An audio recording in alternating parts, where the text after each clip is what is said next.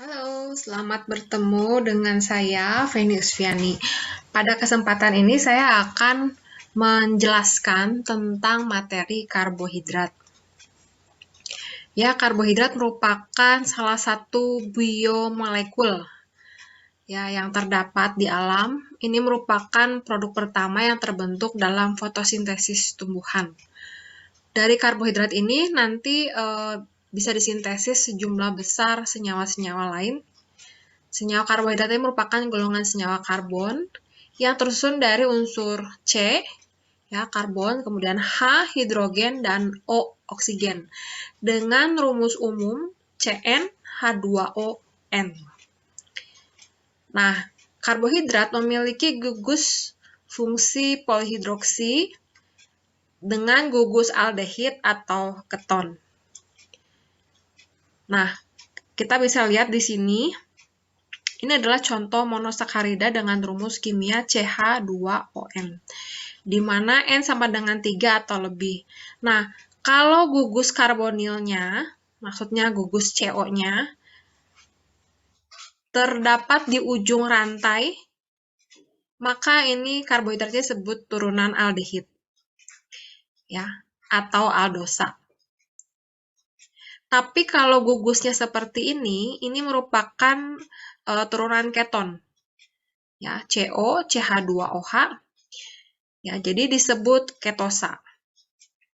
Monosakarida aldosa yang paling sederhana adalah gliseraldehid, sedangkan monosakarida ketosa yang paling sederhana adalah dihidroksiaseton.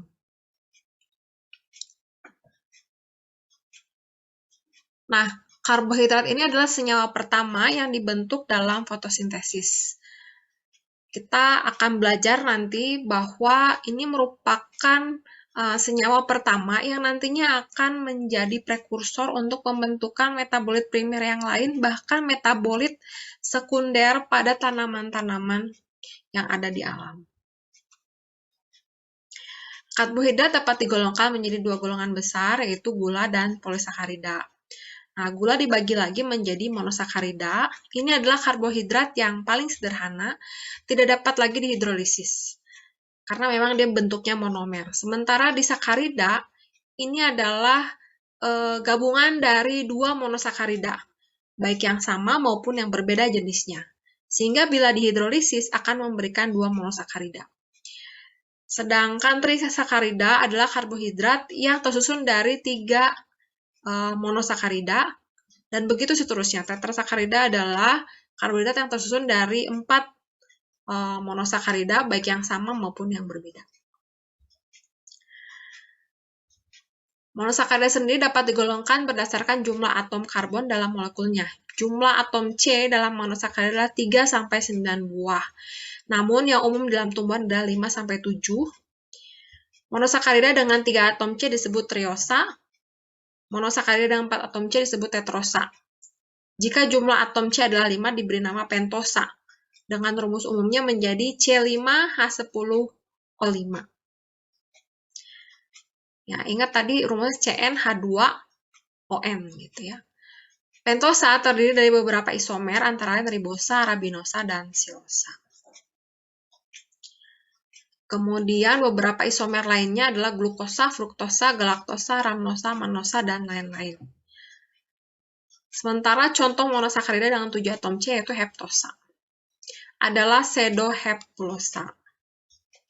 Nah, ini adalah struktur dari triosa, tetrosa. Kita lihat triosa C-nya 3, tetrosa C-nya 4, pentosa C-nya 5.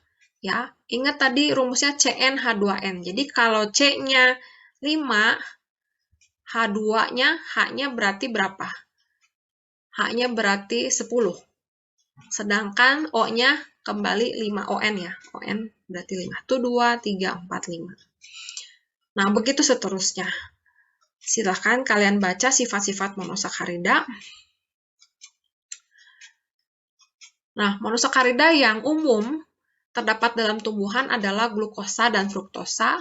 Bisa juga terdapat galaktosa, silosa, dan ramnosa dalam jumlah yang lebih kecil.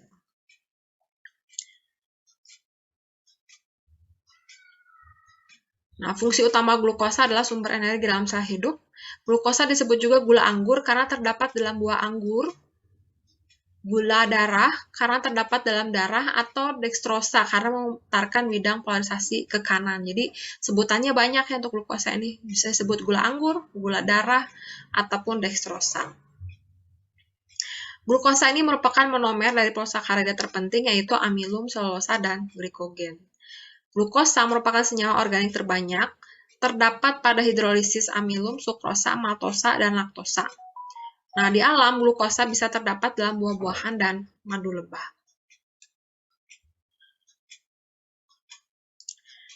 Nah, ini adalah struktur dari D-glukosa. Ya, glukosa bisa mengalami siklisasi membentuk struktur cincin. Nah, gula sendiri memiliki tingkat kemanisan. Kita lihat gula dengan tingkat kemanisan paling rendah adalah laktosa. Nah, semakin ke bawah, tingkat kemanisannya semakin tinggi. Ya, tingkat kemanisan gula yang paling tinggi adalah fruktosa. Ya, dengan poin 173. Fruktosa ini terdapat dalam buah-buahan, merupakan gula yang paling manis. Bersama dengan glukosa merupakan komponen utama juga dari madu. Sementara D-galaktosa itu bagian dari susu. Ya, umumnya berikatan dengan glukosa dalam bentuk laktosa, yaitu gula yang terdapat dalam susu. Galaktosa ini rasanya kurang manis ya dibandingkan dengan glukosa dan kurang larut dalam air. Sementara dia memiliki sifat memutar bidang polarisasi ke kanan. Selanjutnya adalah disakarida. Ini adalah senyawa yang terbentuk dari dua molekul monosakarida yang sejenis atau tidak. Ya, disakarida dapat dihidrolisis oleh larutan asam dalam air sehingga terurai menjadi dua molekul monosakarida. Disakarida ini bisa terdiri atas unit sukrosa, maltosa, laktosa, dan selobiosa. Ya, rumus molekulnya sama C12H22O11, tetapi struktur molekulnya yang berbeda. Ya, disakarida disusun oleh dua unit gula. Misalnya sukrosa. Sukrosa ini disusun oleh monosakarida glukosa dan fruktosa.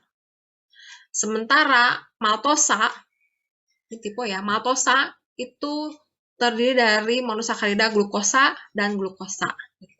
Sementara laktosa itu adalah disakarida yang disusun oleh monosakarida glukosa dan monosakarida galaktosa.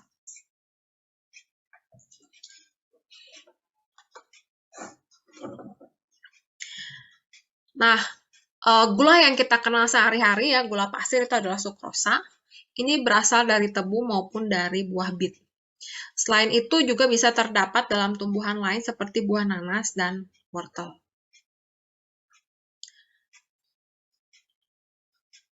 Nah, jadi karena sukrosa ini adalah disakarida, ketika dia dihidrolisis akan kembali ke bentuk monomernya, yaitu glukosa dan fruktosa. Nah, sementara laktosa ini merupakan contoh disakarida yang terdapat dalam air susu hewan. Ya, dia tersusun dari galaktosa dan glukosa. Jadi kalau dihidrolisis dia akan kembali ke bentuk monomernya galaktosa dan glukosa.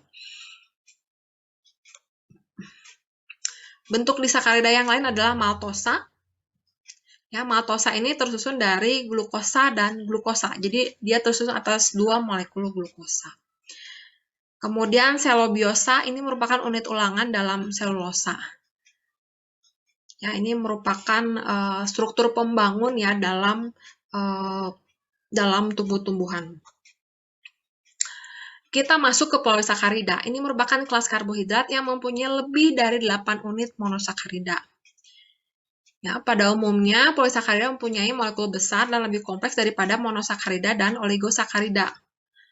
Ya, jadi karena dia terdiri dari lebih dari 8 unit monosakarida, sehingga ketika dihidrolisis, maka dia akan kembali ke bentuk monomernya yang menjadi sangat-sangat banyak.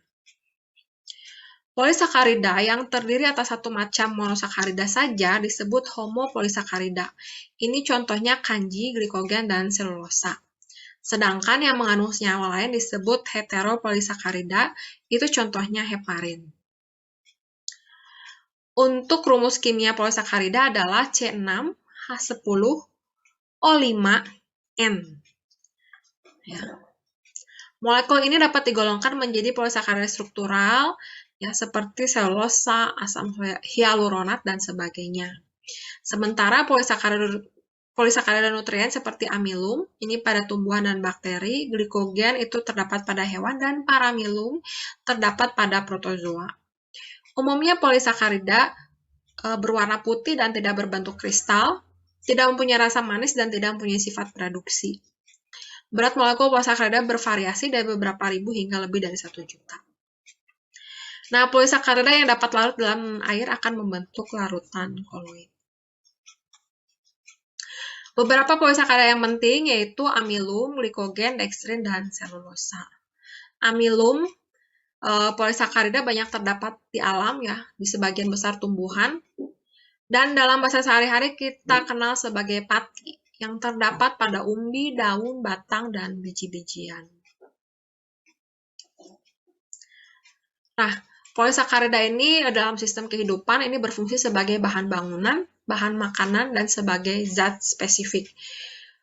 Polisakarida yang berperan sebagai bahan bangunan, misalnya selulosa, ya, ini menjadi rangka, ya, yang menyusun kayu dan dahan bagi tumbuhan.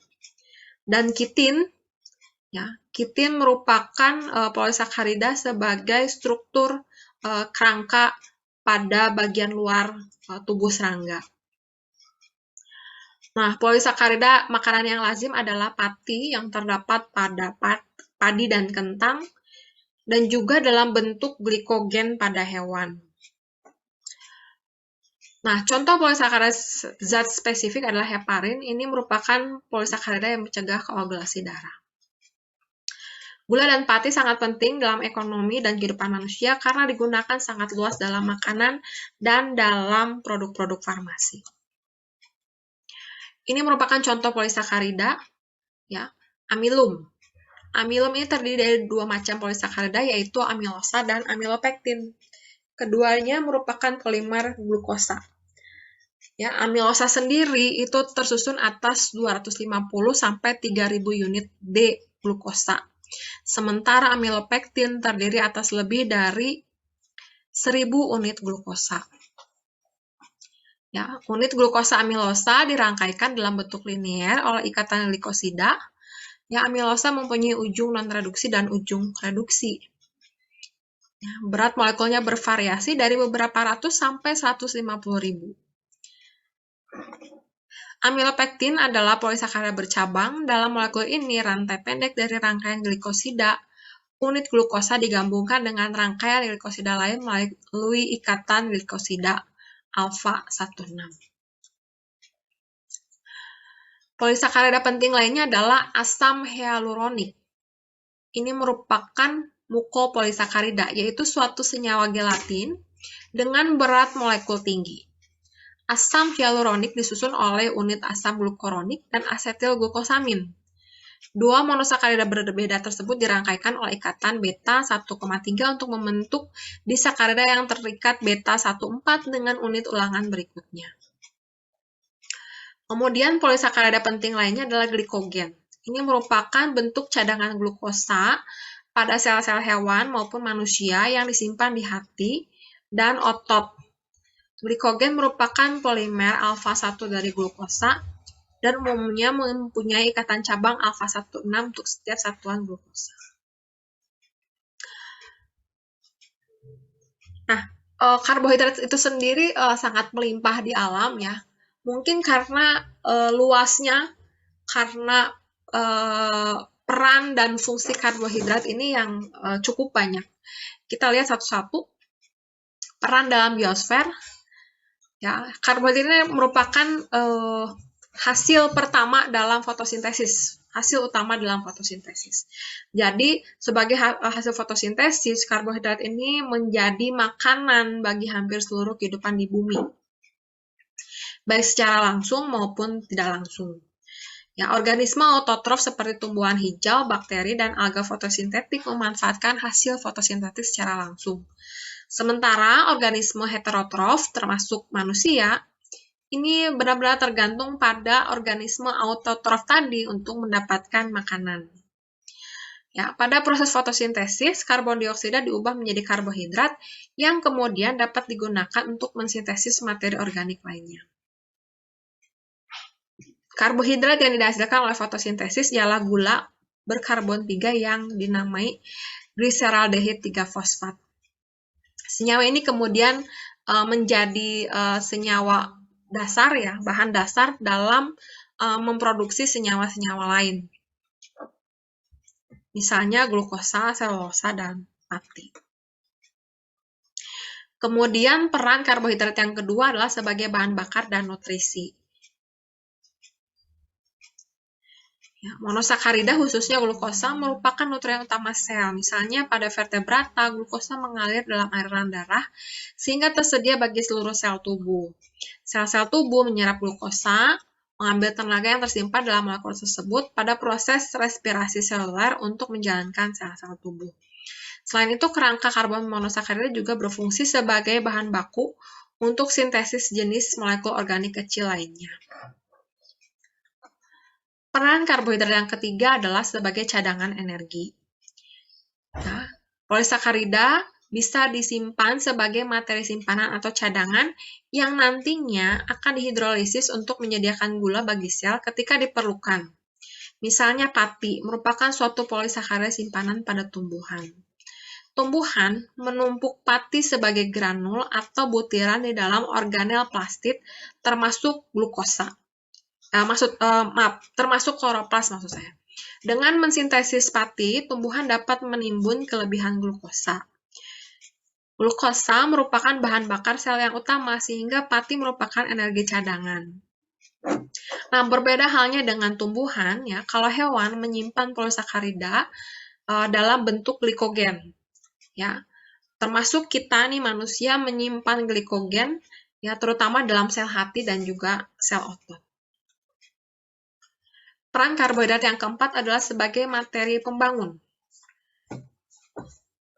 Contohnya adalah selulosa. Ini merupakan komponen dinding sel tumbuhan. Ya, selulosa sifatnya serabut, liat, tidak larut di dalam air, dan ditemukan terutama pada tangkai, batang, dahan, dan semua bagian berkayu dari jaringan tumbuhan. Jadi selulosa ini yang membuat tumbuhan tuh rigid ya, membuat tumbuhan tuh kaku dan kokoh. Kayu terutama terbuat dari selulosa dan polisakarida lain, misalnya hemiselulosa dan pektin. Sementara itu, kapas terbuat hampir seluruhnya dari selulosa. Nah, contoh polisakarida yang merupakan materi pembangun lainnya adalah kitin. Ini merupakan karbohidrat yang menyusun kerangka luar dari hewan-hewan kelompok arthropoda, yaitu serangga, laba-laba, krustase, dan juga hewan-hewan lain sejenis. Kitin murni mirip seperti kulit, tetapi akan mengeras ketika dilapisi kalsium karbonat. Kitin juga ditemukan pada dinding sel berbagai jenis fungi. Sementara itu, dinding sel bakteri terbuat dari struktur gabungan karbohidrat polisakarida dengan peptida yang disebut peptidoglikan. Nah, dinding sel ini membentuk suatu kulit kaku dan berpori, jadi membungkus sel dan memberi perlindungan bagi membran sel yang lunak dan juga sitoplasma di dalam sel. Nah, fungsi utama karbohidrat adalah sebagai sumber energi, jadi 1 gram karbohidrat itu bisa menghasilkan 4 kalori. Sebagian dari karbohidrat diubah langsung menjadi energi untuk aktivitas tubuh, dan sebagian lain disimpan dalam bentuk glikogen di sel hati maupun sel otot. Nah, ada beberapa jaringan tubuh seperti sistem saraf dan eritrosit yang hanya dapat menggunakan energi yang berasal dari karbohidrat saja.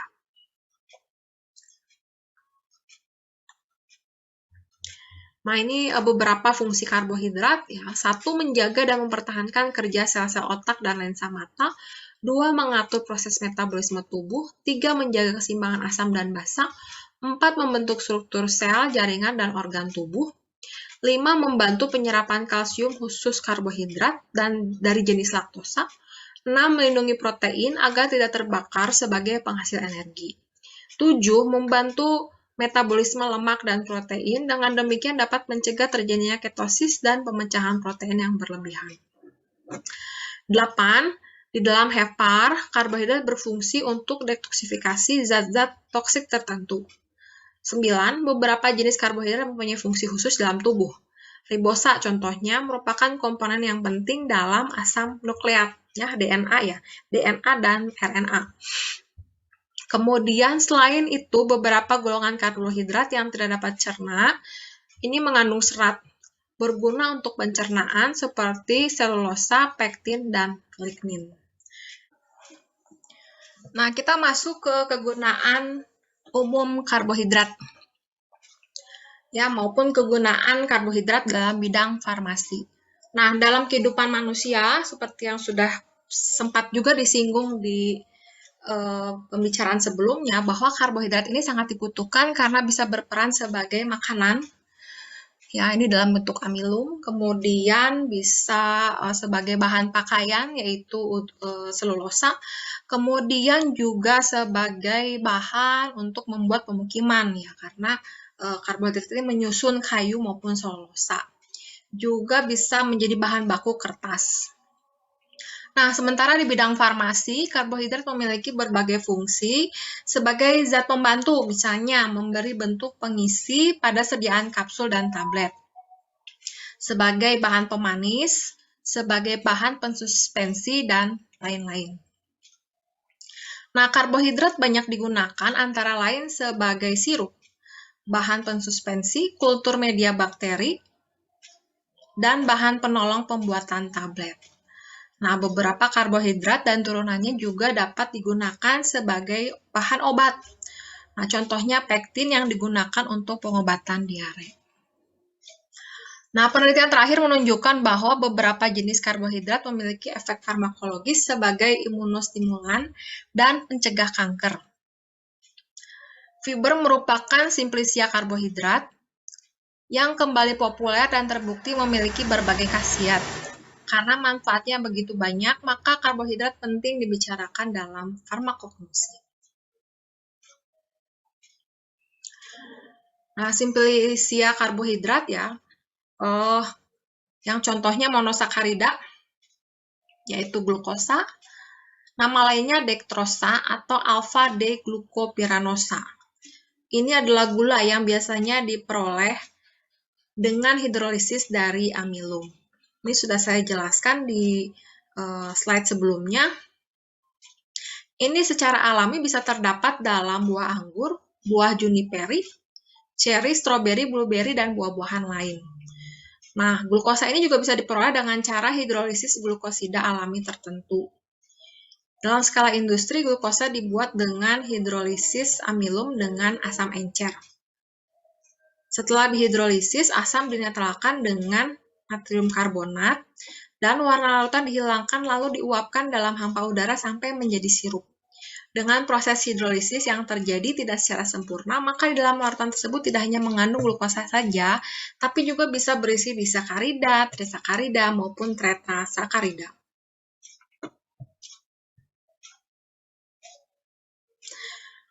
Nah, glukosa juga merupakan bahan penting dalam industri fermentasi, industri pasta gigi, industri penyamakan, sepuh cermin perak, pembuatan kembang gula, es krim, dan lain-lain. Dalam farmasi, glukosa digunakan dalam larutan antikoagulan untuk menyimpan darah, sebagai makanan yang dimasukkan secara oral, enema, injeksi subkutan, dan intravena. Glukosa juga digunakan sebagai pengganti laktosa.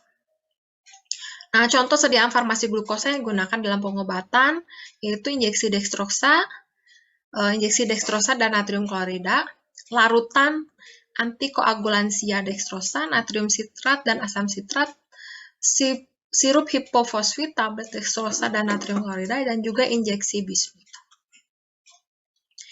Kemudian contoh lainnya adalah madu. Ini dikumpulkan oleh indung madu oleh lebah Apis mellifera Linnae, ya famili Apidae. Madu berbentuk dengan cara inversi sukrosa yang dikumpulkan oleh lebah dari nektar bunga.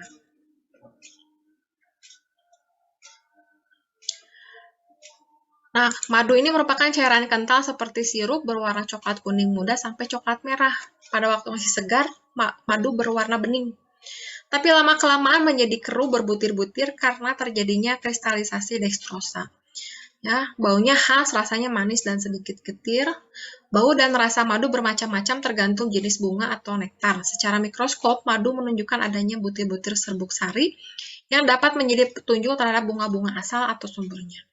Kandungan dari madu adalah campuran dekstrosa dan fruktosa dengan jumlah yang sama dan dikenal sebagai gula invert. 50-90% dari gula yang tidak terinfeksi dan air. Madu juga mengandung 0,1-10% sukrosa dan sejumlah kecil karbohidrat lain, juga mengandung minyak atsiri, pigmen, mineral, serta bagian tanaman, terutama serbuk sari. Nah, madu digunakan sebagai bahan pembantu dalam farmasi karena mempunyai sifat-sifat bahan makanan dan demulsen. Madu juga digunakan sebagai bahan pembawa, sama seperti sirup. Meskipun madu mempunyai daya kerja pencahar lebih kuat daripada sirup. Madu ini bisa dipalsukan dengan gula invert buatan, sukrosa, dan glukosa cair perdagangan. Ya. Kemudian, ini adalah pemeriksaan kandungan sakarosa. Nah, kalau dalam sediaan farmasi, madu biasa digunakan dalam sediaan cair obat batuk. Kemudian contoh lainnya adalah sorbitol. Ini merupakan gula alkohol yang terdapat pada buah Sorbus aucupari.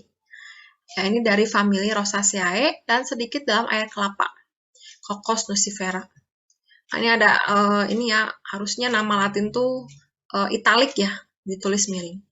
Nah, biasanya sorbitol ini digunakan untuk pemanis pada sediaan diet dan juga pasta gigi.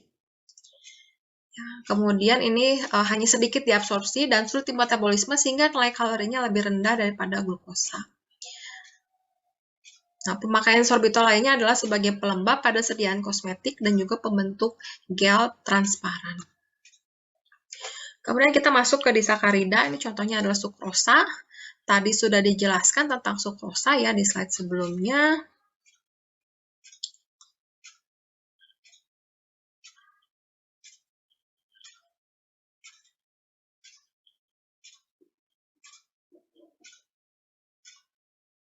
Nah, ini kegunaan sukrosa ya. Ini sering dipakai sebagai bahan pemicu fermentasi etanol, butanol, gliserol, asam sitrat, dan asam levulinat. Nah, sukrosa juga menambah kelarutan beberapa senyawa yang sulit larut dalam air untuk bahan penyalut tablet serta bahan pembantu pembuatan granulasi. Sukrosa juga penting sebagai bahan makanan dan juga sebagai pemanis. Ya, namun sukrosa tidak boleh dikonsumsi oleh para penderita diabetes.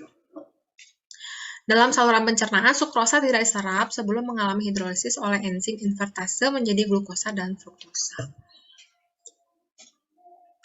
Nah, contoh lainnya adalah laktosa atau gula susu.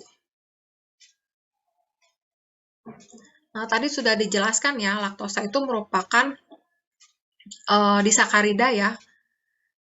Disakarida dari glukosa dan galaktosa. Nah, laktosa ini bisa diubah menjadi asam laktat oleh bakteri Lactobacillus bulgaricus. Ya, ini yang menjadi bahan baku untuk pembentukan yogurt ya, produksi yogurt.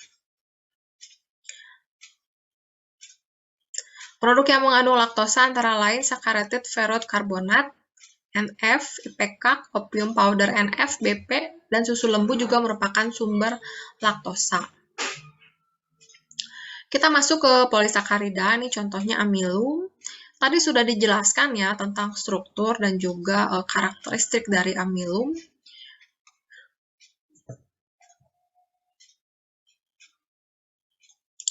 Nah, peran amilum nih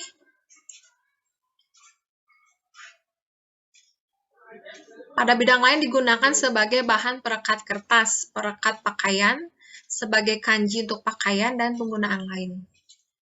Ya, amilum juga bisa digunakan sebagai bahan pemula dalam pembuatan glukosa cair, dekstrosa, dan dekstrin. Nah, amilum juga merupakan pelengkap nutrien, demulsen, absorben, dan protektif. Sediaan amilum yang terdapat dalam pasaran adalah Folex. Nah, kemudian contoh polisakarida lain adalah gum dan musilago. Ini merupakan hidrokoloid tanaman yang digolongkan menjadi garam-garam dari polisakarida anionik dan non-ionik. Komposisi penyusun gum adalah heterogen, ya. Contohnya adalah arabinosa, galaktosa, glukosa, manosa, silosa, dan berbagai asam uronat. Pada bidang farmasi, gum dipakai untuk berbagai keperluan, misalnya sebagai komponen perekat gigi atau perekat lain. Bisa juga digunakan sebagai pencahar, pengikat tablet, emulgator, bahan penggelatin, bahan pensuspensi, bahan pengental, dan juga stabilizer. Bila terjadi masalah dalam penggunaan hidrokoloid, biasanya disebabkan timbulnya perubahan hidrasi dari polimer, misalnya gum akan mengendap dari larutannya karena penambahan etanol dan atau larutan timbal subasetat. Musilago dan gum bisa dibedakan atas dasar bahwa gum mudah larut dalam air, sedangkan musilago tidak larut tetapi membentuk massa yang berlendir.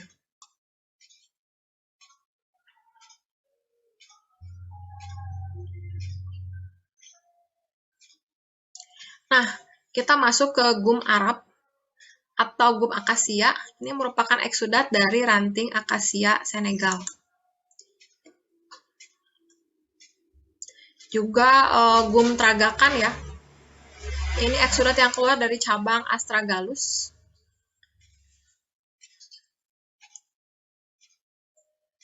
Tragakan ini tersusun dari komponen larut air yang disebut tragakantin dan komponen tidak larut air yang disebut basorin. Ini merupakan polimer dari asam galakturonat, galaktopiranosa, arafuranosa, dan lain-lain. Nah, tragakan ini mengembang dalam air namun hanya sedikit yang larut sehingga berfungsi sebagai bahan pengemulsi, pengikat tablet, dan juga untuk industri tekstil. Kemudian contoh polisakarida yang lain adalah pektin. Ini diperoleh dari ampas perasan buah apel. Dan juga sari kulit buah jeruk. Ampas apel dihidrolisis pada suhu 60-90 derajat Celcius dengan derajat keasaman tertentu. Ya, kemudian pektin dihasilkan dengan cara pemisahan oleh sentrifugasi. Ya, pektin alam terdapat dalam bentuk serbuk halus sampai kasar, warna putih kekuningan, hampir tidak berbau dan berlendir. Nah, pektin ini ditemui pada dinding sel jaringan seluruh tanaman yang berfungsi sebagai perekat interseluler. Ya, merupakan campuran dari metil ester galakturonat, galaktan, dan araban yang diperoleh dari hasil hidrolisis protopektin. Nah, kegunaannya apa? Terutama untuk industri makanan ya, yaitu es krim, selai, dan sirup, serta untuk suplemen fiber untuk suplemen fiber dan obat diare. Nah, contoh polisakarida yang lain adalah agar ya, yang dihasilkan dari ganggang merah.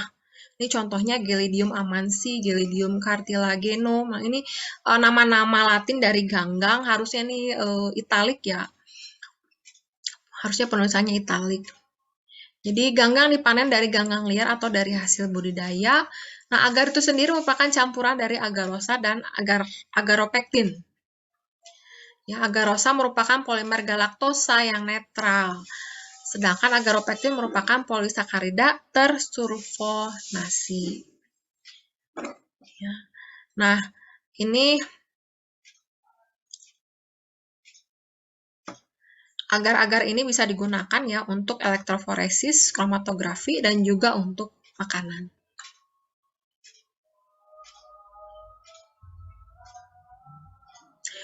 Nah, contoh polisakarida lain adalah karagen. Nama lainnya adalah chondrus atau iris moss. Ini merupakan hidrokoloid yang sekerabat dekat dengan yang diperoleh dari ganggang merah ataupun gulma laut. Nah, ini bisa diperoleh dari Chondrus crispus line dan Gigartina mammillaria. Ini lagi-lagi nama spesies ya. Harusnya nama spesies dalam huruf Latin harusnya dicetak miring, italik. Nah, ini karagenan ini merupakan pembentuk gel yang baik. Jadi I-karaginan lebih berfungsi sebagai pengental. Ya, karagenan juga banyak digunakan untuk membentuk gel dan memberikan stabilitas kepada emulsi dan suspensi. Ini dikarenakan adanya susunan yang teguh dan kemampuan pembersih yang baik dari hidrokoloid, terutama untuk formulasi pasta gigi. Nah, karagenan juga cocok untuk demulsen, pencahar, dan komponen pembantu dalam sediaan makanan. Contoh polisakarida yang lain adalah algin. Ini adalah polimer dari asam D-manuronat dan asam L-glucuronat. Dihasilkan dari ganggang coklat, Laminaria digitata, dan Macrocystis spirifera. Ya, dari famili Lesoniaceae. Ya, algin ini tidak berasa, tidak berbau, mudah larut dalam air, membentuk koloid yang kental, jadi bisa digunakan untuk pengemulsi dalam pembuatan es krim, permen coklat, dan lain-lain.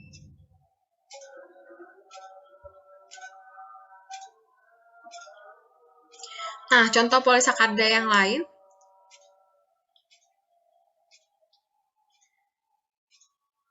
yang dihasilkan dari biji Plantago psyllium. Ya, biji Plantago katanya mengandung 10-30% hidroklorid yang terletak pada bagian luar kulit biji. Hidroklorid tersebut dapat dipisahkan menjadi fraksi polisakarida netral dan polisakarida asam. Ya, sehingga digunakan untuk suplemen dietary fiber dan bulk laxatif dan harus sertai dengan banyak minum air.